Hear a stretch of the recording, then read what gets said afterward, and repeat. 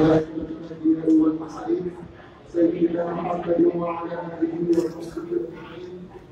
رب اشرح لي صدري ويسر لي أمري واحلل عقدة من لساني يفقهوا قولي. سبحانك لا علم لنا إلا ما علمتنا إنك أنت العليم الحكيم. Amma ba'd. Yang berbahagia, dihormati Tuan Guru Profesor Dr. Muhammad Ismail, penceramah siswa di kota kita, anak majlis ini, yang berusaha Tuan Salman Hashim, penerusi Imam Arif terkenal, barisan kami dengan kuasa masjid, para imam, para bilal, tetapi telah menentukan seterusnya hadirin dan hadirat yang dirahmati Allah sekalian. Assalamualaikum warahmatullahi wabarakatuh.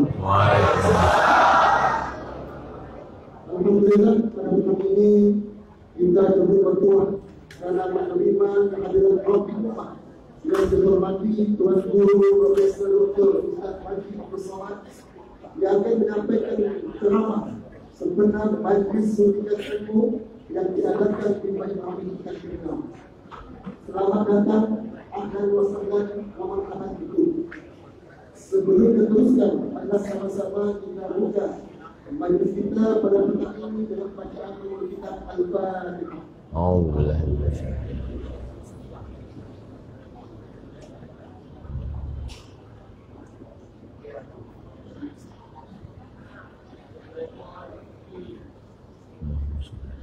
Datangnya dari Kepulauan Riau, tetamu yang dihormati Ustaz Abdul Somad.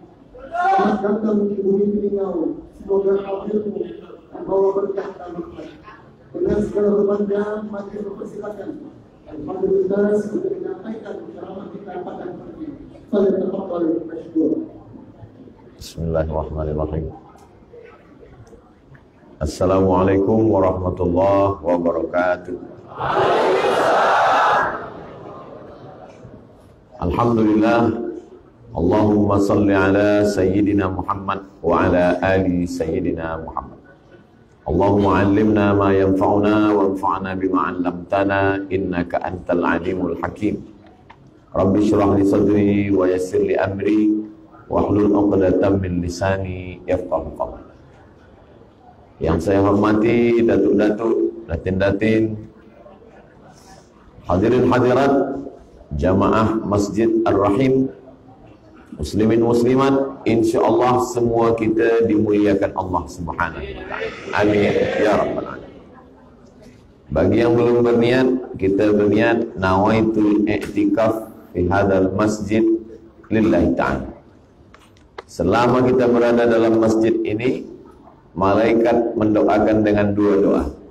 Allahumma ighfir lahu, Allahumma arhamhu. Ampunkan dia, rahmati dia. Selama dia belum batal wudu dan belum keluar dari masjid, maka doa malaikat tak putus. Allahumma ighfir lahu, Allahumma arhamhu. Rahmati dia, ampunkan dia. Itulah mengapa tadi sebelum masuk masjid kita langkah kaki kanan, kita baca doa Allahumma ftahli abwaaba rahmatik.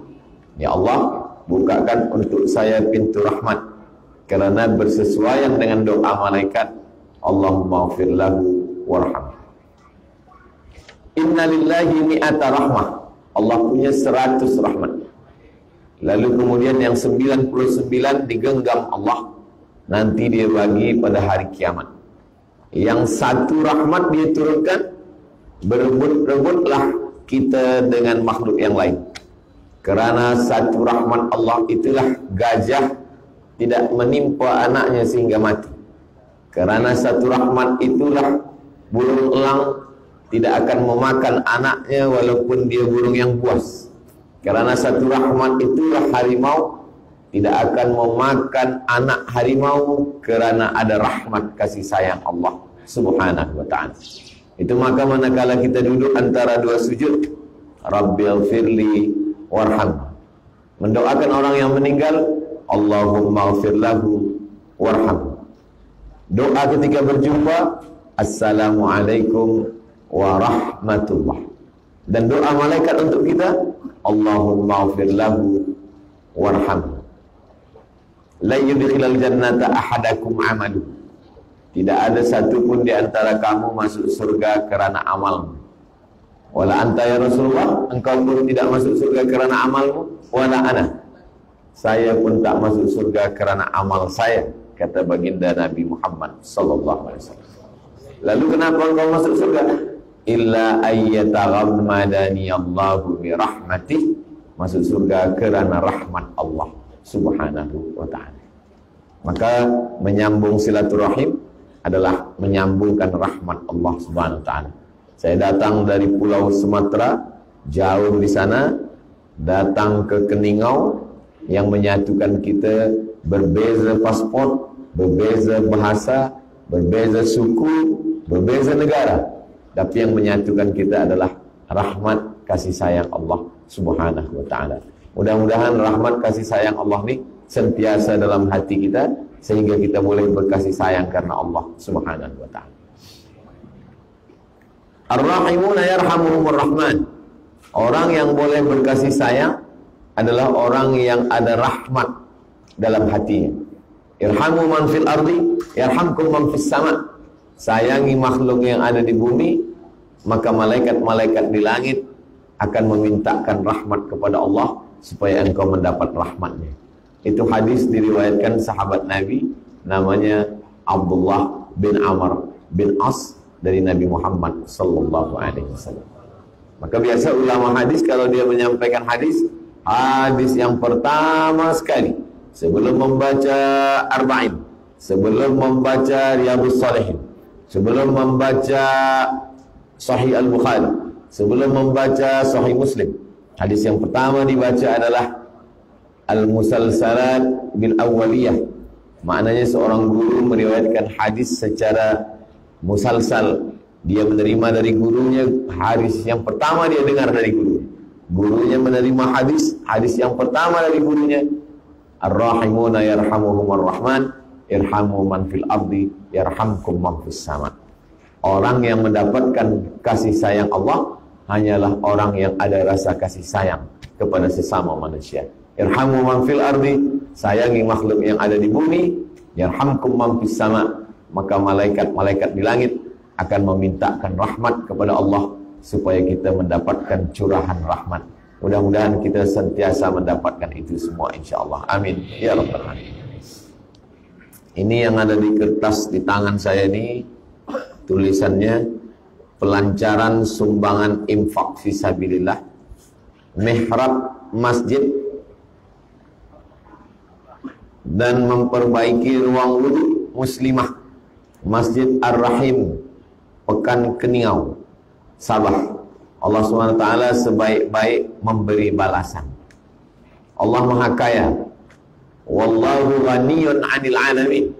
Allah Maha Kaya dari semesta alam. Kalau memang Allah Maha Kaya, kenapa dia tidak pakai innama amruhu idza arada syai'an ayyakula lahu kun fayakun? Kenapa dia tak gunakan kun fayakun lalu masjid semua ada?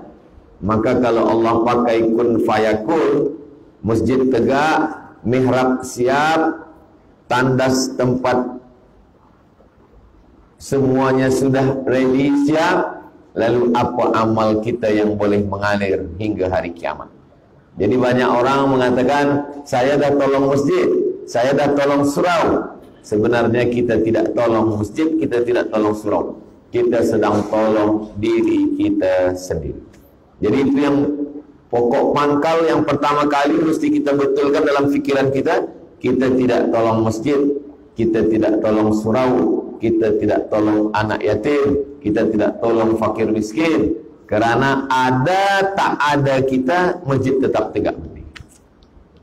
Kita tolong ataupun kita tolong, masjid tetap ada. Sampai hari ini tak ada masjid yang tumbang, tak ada masjid yang lapuk, semua tegak berdiri. Kita sebenarnya sedang menolong diri kita sendiri di hadapan Allah Subhanahu wa ta'ala. Mindset kita mesti kita luruskan. Sebab kalau tidak, kalau kita tolong masjid itu jadi, kita akan mengatakan kalau saya tak ada masjid tak jadi. Muncullah apa namanya ujub. Ujub artinya i'jabul mar'i bi nafsihi. Orang merasa ujub terhadap dirinya. Maka pokok pangkal yang pertama, sebelum kita berwakaf, sebelum kita berinfak, sebelum kita bersedekah, saya bukan tolong masjid, tapi saya sedang tolong diri saya, kerana semua yang saya miliki ini akan tinggal. Maka kata Nabi SAW, kamu lebih sayang harta anak kamu daripada harta kamu sendiri. Kata sahabat, kami lebih sayang harta kami. Tidak. Kata Nabi, kamu lebih sayang harta anak kamu daripada harta kamu sendiri. Kata sahabat, kami sayang harta kami. Tidak. Kata Nabi, kamu lebih sayang harta anak kamu daripada harta kamu sendiri. Apa maksud cakap Nabi? Sebab semua yang kita miliki itu bila kita mati tinggal untuk anak kita. Rumah untuk anak, kereta untuk anak, kebun untuk anak, duit, semua yang tinggal untuk anak. Yang untuk kita, itulah yang kita masukkan ke dalam kotak infak, sedekah. Itu sajalah yang kita bawa mati. Maka kata Nabi, kamu lebih sayang harta anak kamu daripada harta kamu sendiri. Karena harta kita sendiri yang kita bawa mati tak seberapa. Yang lebih banyak kita tinggalkan adalah untuk anak-anak kita. Ada seorang ulama sedang menengok orang sakit. Menengok orang sakit, ada lilin hidup. Lilin menyala hidup. Kemudian orang yang sakit tadi sakratul maut, mengembuskan nafas yang terakhir, innalillahi wa inna ilaihi raji'un. Ulama tadi terus menghembus lilin, memadamkan, mematikan lilin. Padam lilin, gelap semua. Kata tetamu, ada orang meninggal, kita perlu lampu yang terang, kita nak takziah, kita nak baca yasin, kita nak tahlil. Kenapa ada orang mati kamu padamkan lilin? Kata ulama yang dekat lilin tadi, waktu dia hidup tadi, semasa dia hidup tadi, lilin ini punya dia. Tapi begitu ruh dia keluar dari jasad, sekarang lilin ini sudah punya anak dia. Dan kita belum minta izin ke anak dia untuk menyalakan lilin ini. Apakah mereka izin atau tidak? Maka saya takut syubhat memakai harta orang belum izin. Itulah kenapa saya padamkan lilin. Sebab 1 second, 1 detik ketika nyawa keluar dari jasad, maka terlepaslah semua milik kita. Dia tidak lagi punya kita. Lilin yang tadi punya kita menyala hidup, tapi ketika roh keluar dari jasad, kita mesti padamkan itu lilin. Sebab dia bukan lagi milik kita, tapi sudah milik anak-anak kita. Dan ulama tidak mau memakai lilin kerana anak-anak almarhum belum memberikan izin. Tapi bila anak-anak ditanya, hai semua anak ahli waris, izinkah kamu bila lilin ini diguna hidup kembali? Kata mereka, kami izin. Barulah boleh dinyalakan lagi. Itulah kenapa banyak orang tidak mau datang tahlil. Sebab apa? Nanti bila dibagikan minum, dia takut minuman ini harta warisan yang belum dibagi. Bila dibagi makanan, dia takut makan, rupanya makanan ini adalah harta warisan yang belum dibagi. Maka satu daripada keluarga ahli waris bagikan iklan kepada semua hadirin hadirat yang berhadir, ini air minum dan makanan semua yang ada dah sedia. Ini bukan harta daripada warisan yang belum dibagi. Jangan kamu takut, jangan kamu segan. Ini adalah sedekah daripada anak-anaknya, supaya tetamu tidak ada berat hati, susah hati, dan tak sedap hati untuk minum dan makan.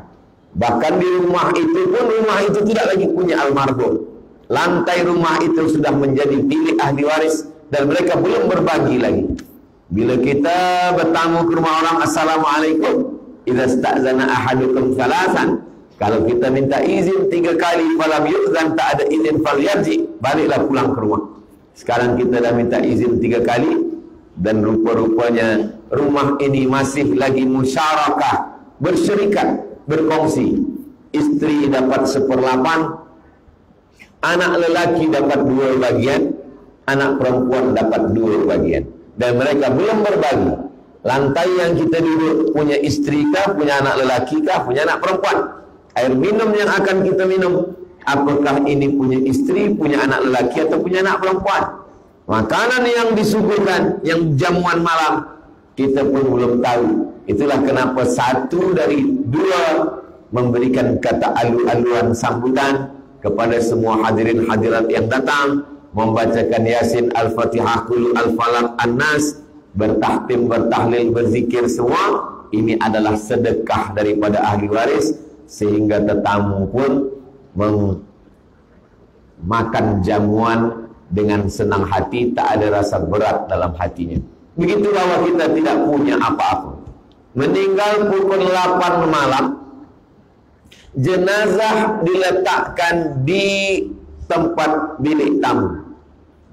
Tidak ada orang yang mati pukul 8 malam, jenazahnya tetap dalam bilik kamar istri dia. Pukul 2 malam istri tidur di bilik tidur, jenazah kita diletakkan di tempat tetamu yang biasa datang. Kenapa? Karena tidak ada satupun orang yang mahu lagi sekamar dengan kita.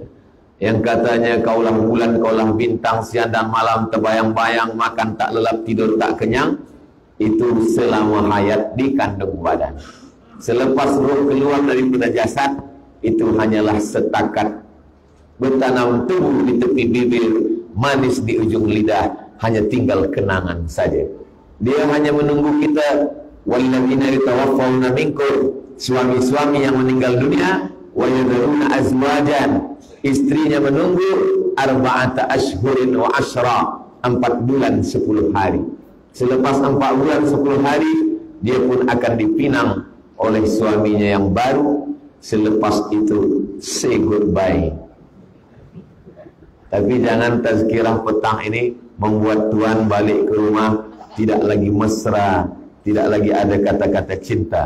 Saya hanya ingin mengingatkan bahwa perjalanan sesaat di atas dunia, kita yang kekal abadi, kata Nabi SAW, yatsba'ul mayyita thalatsun, ada 3 yang mengiringkan jenazah. Ramai. Ustaz Abdul Somad kalau mati meninggal dunia, ramai orang akan mengiringkan. Kata Nabi tidak. Yang mengiringkan hanya 3 saja. Yang pertama, malu, hartanya. Kereta, motosikal, selimut, kain, ikut mengiringkan, tapi tak sampai masuk ke dalam. Lama hidup banyak dirasa, jauh berjalan banyak ditengok. Saya sudah menengok kuburan orang Islam di Mesir, saya tengok kuburan orang Islam di Maghribi. Sampai saya 2-3 hari ada orang meninggal, saya tengok kuburan. Belum pernah menengok kereta masuk kubur. Semua tinggal tempat parking. Yang kedua, ahluhu, isteri, anak, cucu, menantu, semuanya tinggal. Lambat sembahyang gara-gara anak, anak tak ikut mati. Tak sembahyang gara-gara bini, bini pun diambil orang lain. Tak puasa gara-gara suami, suami pun belum mati pun dah diambil orang. Yang senyum yang belum berpikir pula. Apa yang akan kita bawa mati? Kata Nabi SAW, harta tinggal, keluarga tinggal. Wa yabqa wahidun, yang tinggal hanya 1. Apa dia? Wa amalu, amal. Salat, amal. Baca Quran, amal. Salawat, amal. Istighfar, amal. Tahlil, amal. Sedekah, amal. Haji, amal. Jihad, amal. Tapi di antara semua amal ini, ada satu amal yang disebut Allah dalam Al-Quran. Manakala semua orang yang mati itu ditanya Allah Ta'ala, hai orang yang mati, apa amal yang kamu mahu kalau aku hidupkan lagi? Mereka semua menjawab, laula akhartani ila ajalin qarib, kalau engkau bagi aku hidup sekejap saja, fa as-saddaqa, kami mau bersedekah, saya mahu bersedekah ya Allah. Maka tepat sekali sumbangan infak fisabilillah, mihrab masjid, memperbaiki ruangan wudu, mihrab masjid memperbaiki ruangan wudu. Mihrab masjid 5 kali imam sembahyang di mihrab, subuh, zuhur, asar, maghrib, isya, tarawih, tahajud, witir, idul fitri, idul adha, istisqa minta hujan, khusuf gerhana matahari, khusuf gerhana bulan. Tempat wudu 5 kali sehari muslimat berwudu, wudu subuh, wudu duha, wudu zuhur, wudu asar, wudu maghrib, wudu isya, wudu tahajud, wudu Ramadan, wudu manakala masuk ke dalam masjid. Idza dakhala ahadukumul masjid, kalau kamu masuk masjid fala yajlis, jangan duduk hatta yusalli rak'ataini, sembahyang sunat 2 rakaat, dia pasti wuduk dulu ke dalam, mengalir. Tapi kalau kita bersedekah, jangan kita saja, tapi kita niatkan hadiahkan pahalanya untuk almarhumah mak, almarhum ayah, almarhum suami, almarhumah istri, almarhum anak, almarhum keluarga. Maka kita yang hidup dapat, yang meninggal dunia pun dapat. Begitu sunnahnya, kata Nabi Muhammad sallallahu alaihi wasallam. Ya Rasulullah, kata Sa'ad, ummi matat, mak saya mati. Apa atasaddaqu anha? Saya bersedekah untuk dia sampai apa tak sampai? Kata Nabi, sampai. Ayyu sadaqatu afdal? Apa sedekah yang paling afdal? Kata Nabi, suqya alma, memberikan air minum. Maka memberikan air minum, air untuk wudhu, air untuk mandi, air untuk basuh kaki, maka ini semua adalah mengalir sebagaimana mengalirnya air pergi sampai hari kiamat. Begitulah amal jariah mengalir buat kita semua. Ini kesempatan yang amat sangat baik. Bukan kita nak tolong masjid, kita tak perlu tolong masjid, masjid punya Allah, Allah Maha Kaya. Kita sedang menolong diri kita sendiri, sebab yang lain semua tinggal, semua putus. Dalam Sahih Muslim apa kata Nabi? Idza matal insan, kalau manusia mati, inqata'a, putus.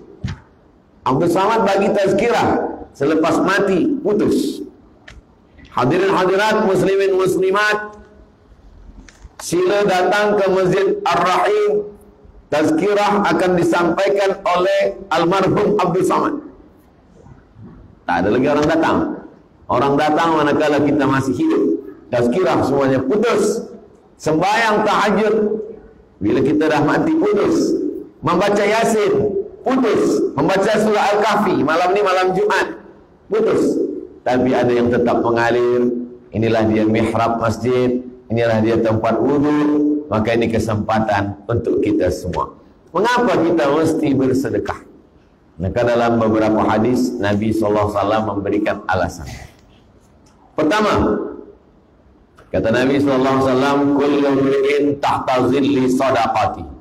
Setiap orang yang mati nanti akan dibangkitkan di padang mahsyar. Tak ada tempat bernaung, tak ada tempat berlindung, tak ada payung, tak ada rumah, tak ada pokok kayu, tak ada gunung, tak ada bukit. Semuanya hancur lebur. Maka pada saat itu ada orang yang tenggelam kerana peluhnya hingga ke kaki. Ada yang tenggelam kerana peluhnya hingga ke pinggang. Ada yang tenggelam kerana peluhnya hingga ke leher. Maka di mana kita bernaung? Kata Nabi, kullu mri'in tahta zilli sadaqati. Orang akan bernaung di bawah naungan sedekah. Itulah kenapa kita perlu bersedekah, bukan untuk masjid, bukan untuk mihrab, bukan untuk tempat wudhu, tapi untuk diri kita di hadapan Allah ketika kita bangkit. Yauma yafirrul mar'u min akhi, saudara kandung lari, wa ummihi, mak kandung lari, wa abi, ayah kandung lari, wa sahibatihi, istri lari, wa bani, anak-anak lari. Kawan tak ada disebut. Sebab kawan biasanya waktu senang, waktu kenyang, waktu lenang, waktu tenang. Kalau sudah susah, hilang. Orang menang banyak kawan, orang kalah punya teman sejati. Boleh untuk status FB esok pagi. Begitulah keadaan manusia. Maka yang disebutkan Al-Quran cuma 5 saja. Akhi, saudara, ummi, emak, abi, ayah, sahibati, istri, suami, wabani, anak-anak. Kelima-limanya meninggalkan kita. Kenapa? Likulli mri'in minhum yawma idzin sya'nun yughnih. Semuanya sibuk mengurus urusan masing-masing. Jangankan di dunia, selama di negeri masing-masing sebelum berangkat ke tanah suci, berkawan, bersahabat dekat. Begitu sampai ke airport, mulai masing-masing cop paspor, masing-masing mencari koper. Begitu sampai beg, semua sibuk dengan urusan sendiri, tak lagi kenal mengenal. Yang selama ini baik ramah, yang selama ini sopan santun, begitu sampai airport Madinah, semuanya sibuk, mana beg saya, mana.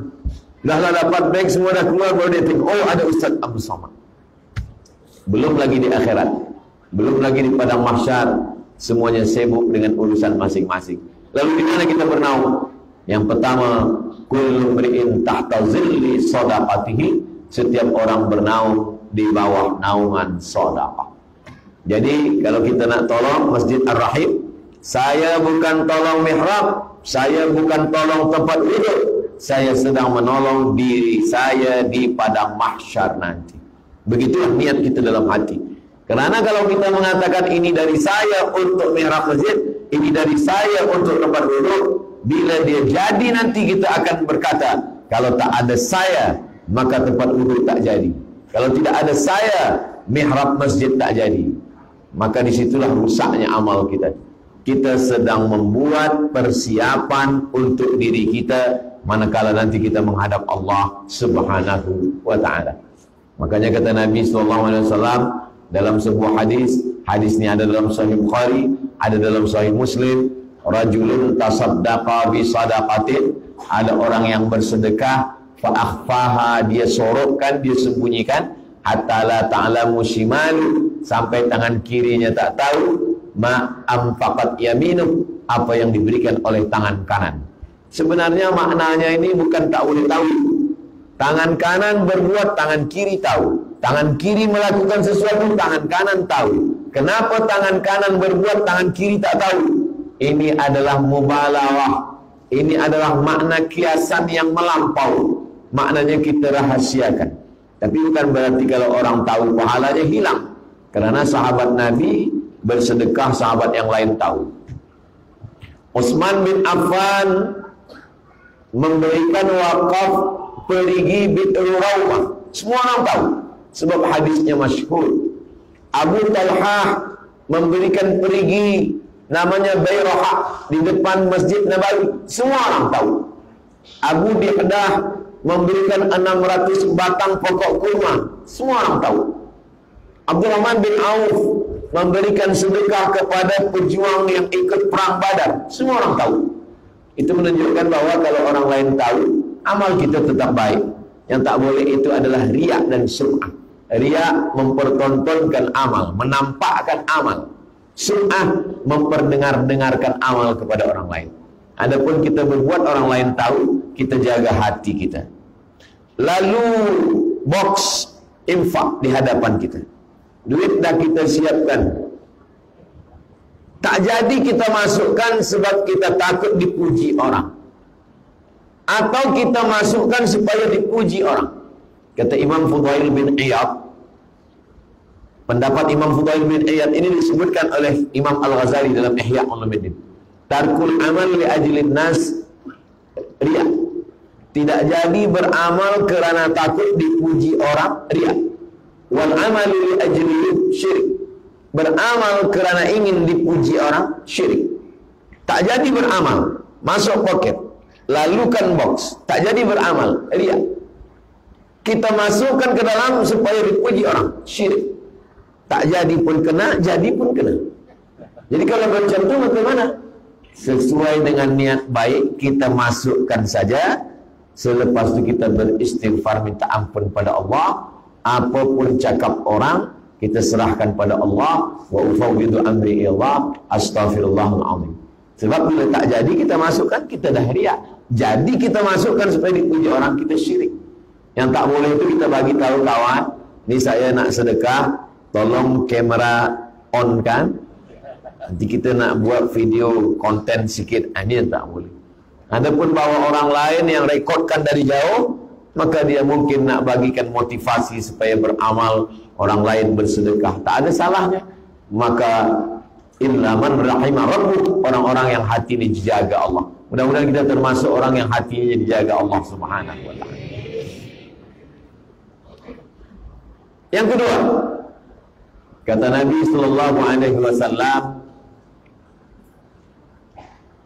orang yang bersedekah kana fi zimmatillah, maka dia senantiasa dalam perlindungan Allah Subhanahu wa ta'ala.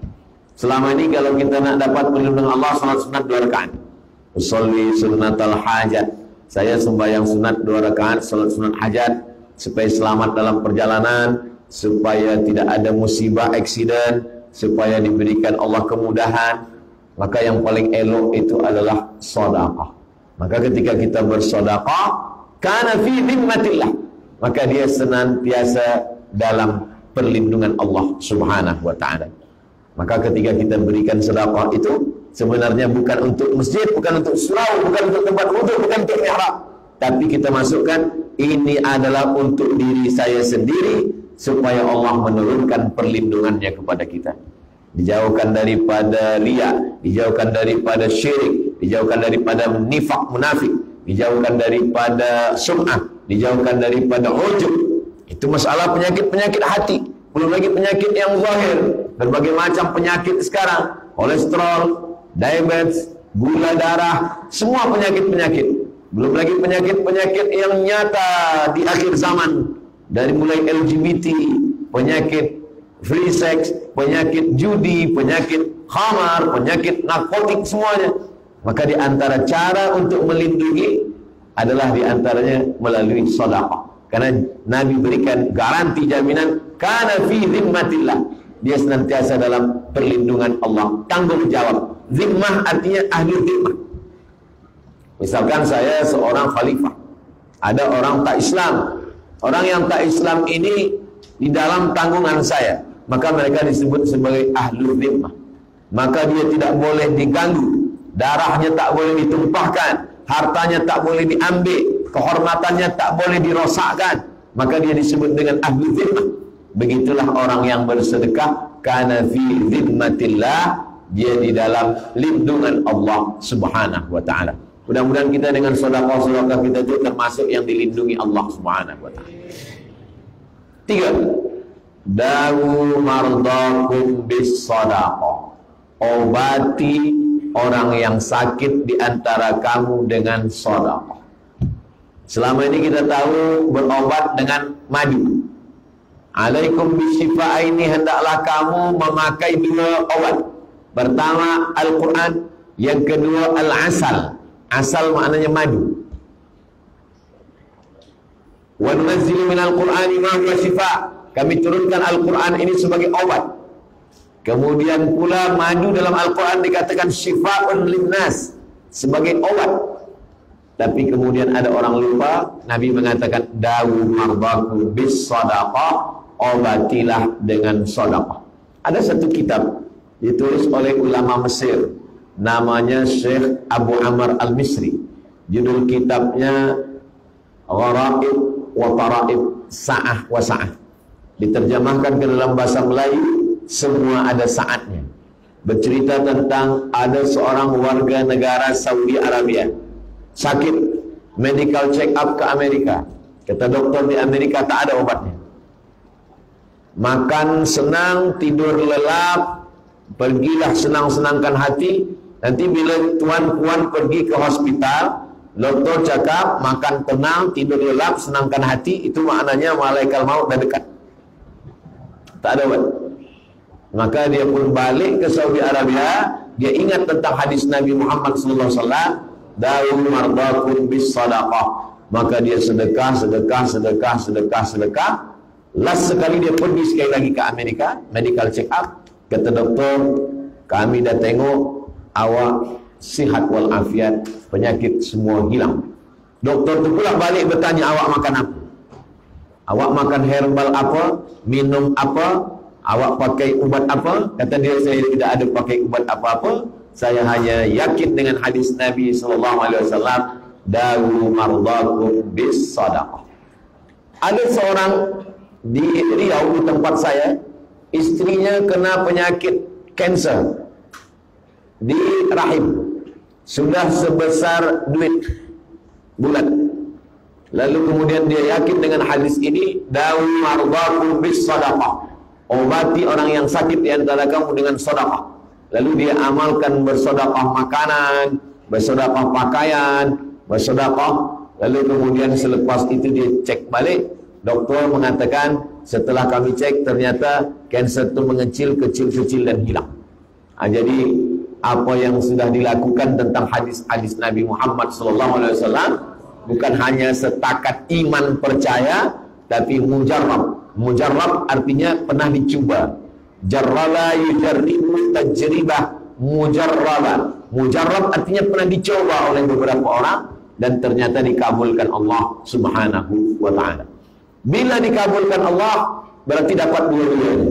Sedekahnya dapat pahala dan kesehatannya dapat. Andai belum dikabulkan Allah Subhanahu wa ta'ala, tetap dapat satu. Andai sakitnya terus dan mati dia, maka matinya mati syahid.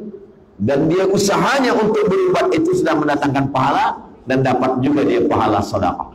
Nah, ini yang ketiga, kata Nabi, dawu mardakum bis sadaqah, obatilah orang yang sakit di antara kamu dengan sedekah. Datang seorang lelaki menjumpai Imam Abdurrahman Ibnu Mahdi, ahli hadis. Lutut dia bernanah, tak sihat-sihat, tak sembuh-sembuh. Kamu sudah makan obat? Kata dia, saya sudah makan obat. Maka kata Imam Abdurrahman Ibnu Mahdi, tunggu sekejap, saya salat sunat 2 rakaat. Dia nak minta ilham dari Allah Ta'ala. Lalu kemudian Imam Abdurrahman bin Mahdi teringat hadis Nabi, dawu mardakum bis sadaqah, obati orang yang sakit di antara kamu dengan sedekah. Selepas itu dia katakan, kamu bersedekah. Lalu orang ini pergi mencari kampung yang susah air. Lalu dia buatkan perigi di situ. Lalu setelah tak berapa lama, lututnya yang bernanah itu kering, sihat walafiat. Apa alasan logik masuk akal yang rasionalnya apa? Bagi orang yang beriman mudah saja. Sebab ketika orang minum air, orang pakai mandi, orang pakai berwudu, selepas itu dia berdoa, ya Allah berikanlah kebaikan pada orang yang mewakafkan perigi ini. Maka tak ada yang mudah, tak ada yang sulit, tak ada yang susah, tak ada yang payah bagi Allah. Innama amruhu idza arada shay'an ayakula lahu kun fayakun. Yamsaskallahu bidurrin fala kashifa lahu illa. Kalau Allah berikan sesuatu kesulitan, tak ada yang boleh menyingkapkan kesulitan itu kecuali Allah. Wa ayyuka bi khairin fala radda li fadli. Kalau Allah ingin memberikan suatu kebaikan, yang menolaknya pun tak ada satu pun boleh menolak, karena Allah itu sifatnya al-nafi', dia yang mendatangkan manfaat. Ad-dar, dia juga yang menolak mudarat. Mudarat dan manfaat datang dari Allah. Adapun minum madu, daun bidara, lalu kemudian ulat, itu semua hanyalah ikhtiar lil insani ma tamanna. Manusia hanya berangan-angan. Walillahil akhiratu wal ula, awal dan akhir keputusannya hanyalah milik Allah Subhanahu wa ta'ala. Allahumma la sahla illa ma ja'altahu sahla wa anta taj'alul hazana idza syi'ta sahla. Kalau Allah ingin memberikan kemudahan, tak ada yang susah, tak ada yang payah bagi Allah Subhanahu wa ta'ala. Yang keempat, kenapa kita mesti bersedekah? Maka Nabi SAW menceritakan tentang 3 orang. 3 orang musafir, bila mereka sampai di suatu tempat turun hujan. Supaya jangan basah, mereka masuk ke dalam lubang tanah, bernaung di tempat lubang tanah 2, supaya jangan sampai kena air hujan. Malang tak dapat ditolak, untung tak dapat diraih.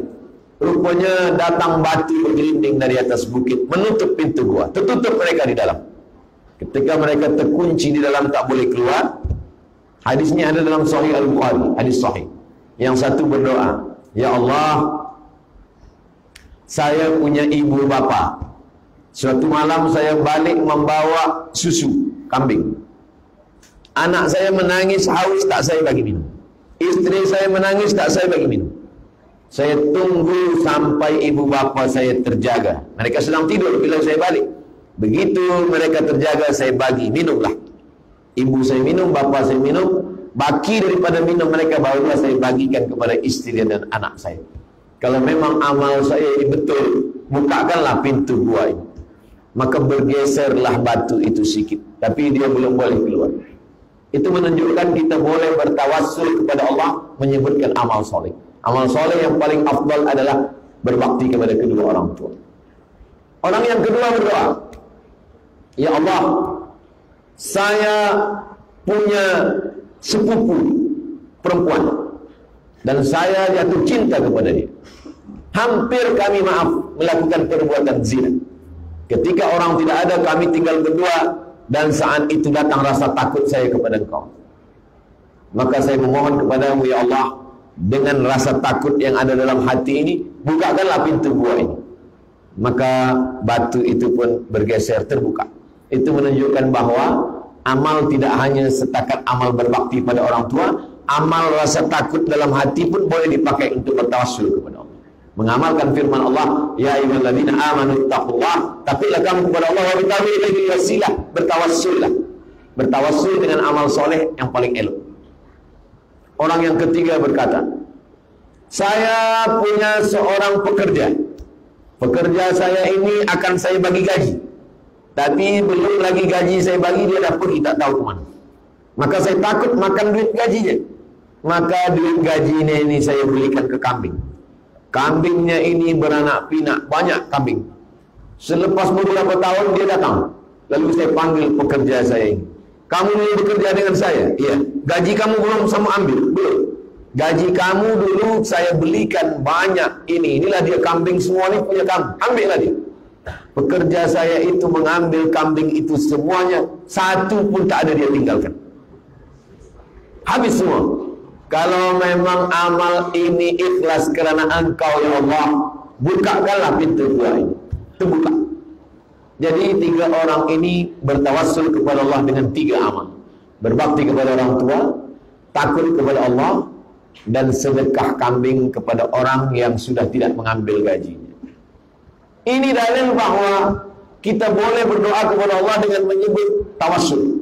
Ya Allah, berkat sedekahku kepada tempat wuduk muslimah Masjid Ar-Rahim, berkat sedekahku kepada mihrab Masjid Ar-Rahim, maka mudahkanlah kesihatan, mudahkanlah pekerjaan, mudahkanlah fikiran, mudahkanlah dari kesulitan, jauhkan daripada lilitan hutang piutang riba, mudahkanlah juga. Boleh bertawassul kepada Allah dengan menyebut amal dan hubungan kita hanya kepada Allah. Kita tak sebut kepada manusia, kita sebut hanya kepada Allah. Dia tidak termasuk dalam riya, dia tidak sum'ah, kerana yang tahu hanya kita dengan Allah Subhanahu wa ta'ala. Itulah makna ayat ya ayyuhalladzina amanu, hai orang yang percaya kepada Allah, ittaqullah, takutlah kepada Allah, wa bitahu ilaihil wasilah, maka bertawassullah. Bertawassul yang paling elok sekali adalah bertawassul dengan amal soleh. Banyak orang bertawassul dengan Nabi Muhammad, bertawassul dengan Syekh Abdul Qadir Al-Jilani, bertawassul dengan Imam Syafi'i, bertawassul dengan malaikat-malaikat. Baik, tak salah, tapi masih ada ikhtilaf. Adapun bertawassul dengan amal soleh, maka tiada ikhtilaf di dalamnya sama sekali. 5. Ada istilah sedekah subuh. Kenapa waktu subuh orang bersedekah? Sebab pada waktu subuh awal hari Allah kirimkan 2 malaikat. Apa kata malaikat yang pertama? Allahumma ati munfiqan khalafa. Orang yang bersedekah ini bagi dia ganti. Orang yang bersedekah di pagi hari ini Allah bagi dia ganti. Allah Maha Adil. Yang tidak bersedekah pun Allah doakan, Allah kirimkan juga satu malaikat mendoakan dia. Apa kata malaikat yang satu lagi? Allahumma ati mumsikan talafa. Orang yang tidak bersedekah, orang yang pelit, orang yang bakhil, orang yang kikir, mumsikan, mumsik, dia pegang, dia genggam hingga tak meleleh, tak menetes sikit. Maka kata Jibril, kata doa malaikat yang dikirim Allah untuk mendoakan, Allahumma ati mumsikan talafa. Orang yang tidak mau bersedekah ini talafa, binasakanlah dia ya Allah. Itulah kenapa kita selalu bersedekah. Tujuannya supaya mendapatkan, bukan doa ulama, bukan doa tuan guru, bukan doa Habib. Ini doa malaikat yang sentiasa mendoakan. Ma min muslimin yusbih. Setiap orang yang terjaga di waktu subuh, maka dia dapat doa malaikat. Allahumma a'ti munfiqan khalafa. Yang satu lagi, Allahumma a'ti mumsikan talafa. Mudah-mudahan kita hanya mendapatkan doa yang kebaikan-kebaikannya saja insyaAllah. Begitulah Allah SWT memberikan semuanya. Yang keenam, maka Nabi Muhammad SAW menceritakan yang disebut dengan sam'iyat. Sam'iyat didengar. Pernah kita menengok ruh? Tidak. Pernah menengok surga? Tidak. Pernah menengok neraka? Tidak. Pernah menengok malaikat? Tidak. Kita hanya mendengar saja. Mendengar itu disebut dengan sama'. Inna sam'a, pendengaran. Maka ajaran Islam ada namanya sam'iyat, yang didengar, yang tak pernah ditengok. Sam'iyat, sesuatu yang didengar. Biasa kita dengan Nabi Muhammad SAW, kita setakat mendengar, dia sudah sampai pada menengok. Subhanalladzi asra bi'abdihi lailan minal masjidil harami ilal masjidil aqsa alladzi barakna haulah linuriyahu min ayatina. Isra Mi'raj, kami ingin memperlihatkan, menampakkan di mata. Itulah beza kita dengan Nabi Muhammad. Dia menengok surga, dia menengok neraka, dia berjumpa dengan nabi-nabi. Kita belum pernah menengok surga, belum pernah menengok neraka, belum pernah berjumpa dengan nabi-nabi. Kita hanya setakat mendengar saja, sam'iyat, dengar. Maka Nabi pernah menengok, pernah mendengar, disampaikannya kepada sahabat. Sahabat menyampaikan kepada tabi'in, tabi'in menyampaikan kepada tabi'in, dan sampailah ke kita. Di antara sam'iyat yang didengar oleh Nabi SAW adalah tentang orang mati minta panjang umur supaya dia boleh bersedekah. Disebutkan dalam Quran, disebutkan dalam hadis Nabi SAW. Rabbana absarna, mata kami sudah menengok azab. Wa sami'na, telinga kami sudah mendengar azab. Farji'na, balikkan lagi kami ke dunia. Na'mal salihan, kami ingin beramal saleh. Inna muqinun, kami yakin seyakin-yakinnya. Amal saleh banyak. Ada haji mabrur, ada jihad fisabilillah. Tapi amal saleh yang dimaksud dijelaskan dalam ayat lain. Laula akhartani ila ajalin qarib, berilah kami waktu untuk hidup sekejap saja. Tambahlah waktu kami untuk hidup ini sekejap saja ya Allah. Untuk apa? Fa'asaddaqa, kami mau bersedekah. Tak ada ayatnya tambahlah hidup kami karena kami mahu solat tahajud. Tak ada. Tambahlah hidup kami supaya kami boleh berjihad ke Palestin. Tak ada. Tambahlah hidup kami karena kami ingin berhaji ke Baitullah. Tak ada. Fa'as-saddaqa, kami ingin berinfak, bersedekah. Itu yang disampaikan oleh Nabi Muhammad SAW, yang bagi kita hanya setakat sam'iyat, hanya mendengar, tapi Nabi sudah menengok balasan mereka yang tidak putus hingga pada hari kiamat. 7. Rajulun tasaddaqa bi sadaqatin. Ada orang yang bersedekah, lalu kemudian sedekahnya ini kepada penghafaz Al-Quran. Orang yang menghafaz Al-Quran tadi punya murid, dia ijazahkan qiraat Hafs an Asim. Yang menghafaz Quran tadi jadi imam, mengalir pahalanya untuk dia. Yang menghafaz Quran tadi mengajar Quran, punya murid, muridnya punya murid lagi. Maka kalau kita bukan penghafaz Quran, kita bukan ulama, kita bukan tuan guru, tapi kita ingin dapat amal ulama, amal penghafal Quran, amal imam, maka salah satu caranya adalah dengan sedekah. Bersedekah kepada anak yatim. Anak yatim tadi pandai menghafaz Al-Quran, boleh bahasa Arab, membaca kitab, belajar di Azhar Kahira, balik dia membuat pondok, maka kita mendapatkan amal pahala. Inilah yang disebutkan oleh Imam Abdullah ibn Mubarak, rubba amalin saghirin yukabbiruhun niyah. Berapa banyak amal yang nampaknya kecil saja, tapi besar kerana niat. Wa rubba amalin kabirin yusaghiruhun niyah. Berapa banyak amal yang nampaknya besar, tapi sebenarnya kecil kerana dikecilkan oleh niat. Itulah pentingnya innamal a'malu binniat. Kita beramal dan niatnya adalah kerana Allah Subhanahu wa ta'ala. Yang ke-8, kenapa kita mesti bersedekah? Kerana kata Nabi SAW, ketika Nabi sampai ke kota Al-Madinah Al-Munawwarah, Nabi membeli tanah. Tanah ini punya 2 orang anak yatim. Dibeli Nabi tanah itu. Itulah tanah yang sekarang menjadi tanah Masjid Nabawi. Kenapa Nabi tak terima wakaf saja? Seandainya Nabi terima wakaf, dia Sayyidul Anbiya wal Mursalin, dia Sayyidul Awwalin wal Akhirin, pemimpin semua makhluk dari awal sampai akhir Nabi Muhammad SAW. Tapi kenapa dia beli tanah ini dan dia wakafkan untuk bangun Masjid Nabawi? Kerana dia ingin dapat amal jariah. Dia ingin mengajarkan kepada kita, sebenarnya Nabi tak berhajat, Nabi tak perlu kepada amal tanah ini. Kerana tanpa amal itu pun dia sudah masuk surga, tanpa amal itu pun dia sudah dimuliakan Allah. Dia nak ajarkan kepada kita, seakan-akan Nabi itu berkata, sedangkan aku yang pemimpin daripada Nabi. Manusia, di antara manusia ini ada yang Nabi, Di antara nabi ini ada yang rasul. Di antara yang rasul ini ada ulul azmi. Di antara yang ulul azmi ini tinggal satu, Sayyidina wa Maulana Muhammad sallallahu alaihi wasallam. Dia tetap mewakafkan tanah. Maka hari ini orang yang berlomba-lomba masuk ke Taman Raudhah, orang yang berlomba-lomba salat sunat di Raudhah, pahalanya mengalir sampai nanti hari kiamat kepada Nabi Muhammad sallallahu alaihi wasallam, kepada sahabat yang ikut membina. Itulah kenapa setiap raja-raja Saudi Arabia ikut. Raja Fahad bin Abdul Aziz, Raja Abdullah, Raja Salman bin Abdul Aziz. Kenapa mereka semua ingin? Karena mereka ingin dapat amal. Kalau kita tengok pintu, ini Babul Malik Fahad, ini Babul Malik Abdul Aziz, ini Babul Malik. Semua raja membuatkan satu pintu khas. Kenapa? Karena mereka ingin mendapatkan amal jariah sampai kepada hari kiamat. Karena mereka tahu bahwa mereka akan mati, kekuasaan mereka akan diteruskan oleh raja setelahnya, dan yang mengalir kebaikan hanyalah orang-orang yang datang ke Baitullah yang tak putus.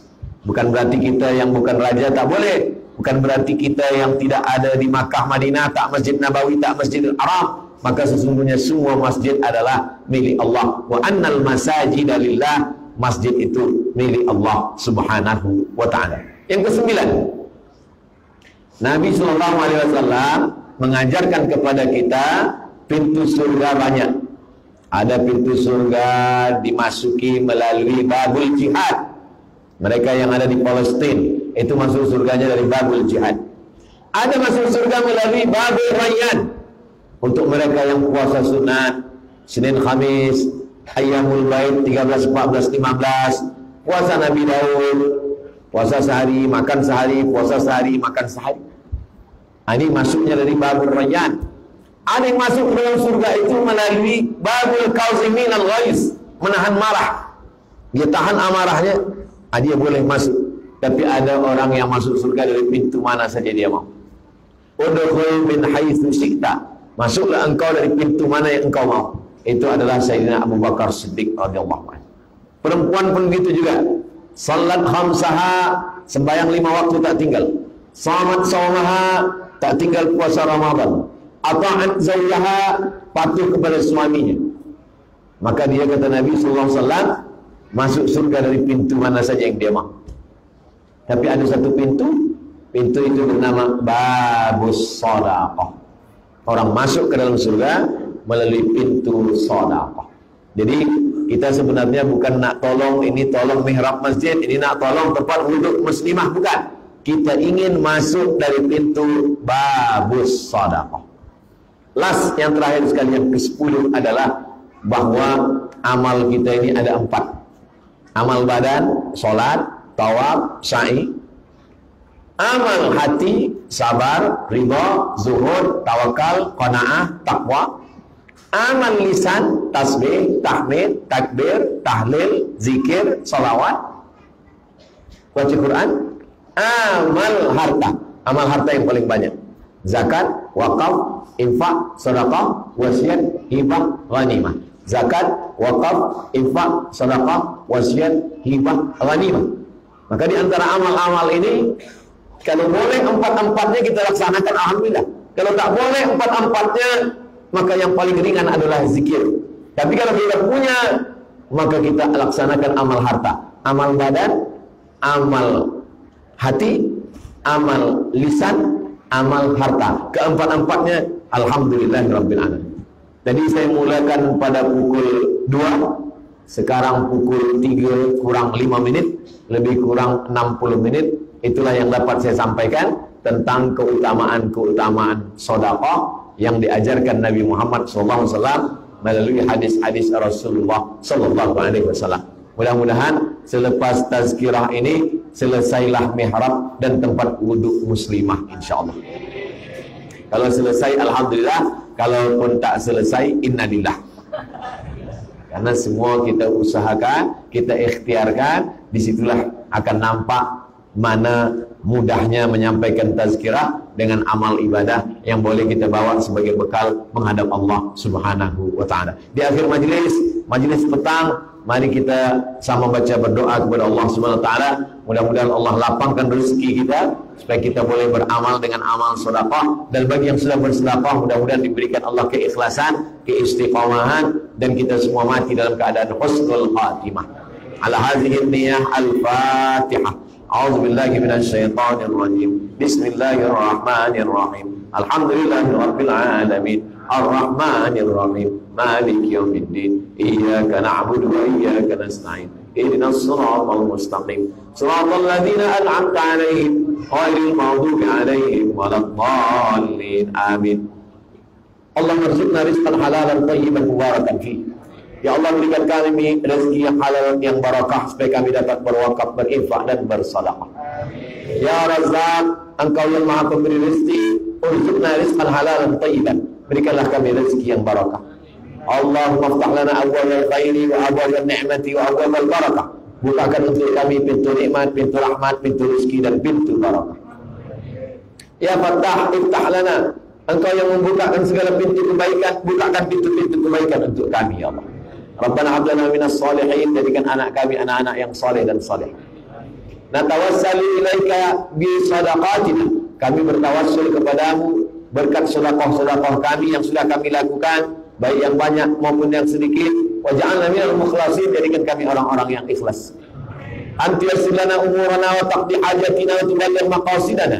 Berkat sedekah-sedekah kami, tunaikan segala hajat kami, mudahkan segala urusan kami. Wa tashfi mardana, sihatkan saudara kami yang sakit. Wa tarham mautana, rahmati saudara kami yang sudah meninggal dunia. Wa taqdi hajatina, tunaikan segala hajat dunia, hajat akhirat. Wa taj'al abna'ana wa banatina minas shalihin was shalihat, jadikan anak keturunan kami anak-anak yang saleh dan salihah. Waffiqna lima tuhibbu wa tarda, tanamkan taufikmu dalam hati kami supaya kami beramal dengan amal yang Kau ridhai ya Allah. Waqtim bis salihati amalana, tutup amal kami dengan husnul khatimah. Rabbana atina fid dunya hasanah wa fil akhirati hasanah wa qina azabannar. Wa sallallahu ala sayyidina Muhammad wa ala alihi washabihi wasallam. Walhamdulillahi rabbil alamin. Taqabbalallahu minkum. Terima kasih, mohon maaf. Wassalamualaikum warahmatullahi wabarakatuh. Allahumma sholli ala sayyidina Muhammad wa ala ali sayyidina Muhammad. Ya syafi ya kafi ya muafi, syifaan ajilan la yughadiru saqama. Wa sallallahu ala sayyidina Muhammad walhamdulillah.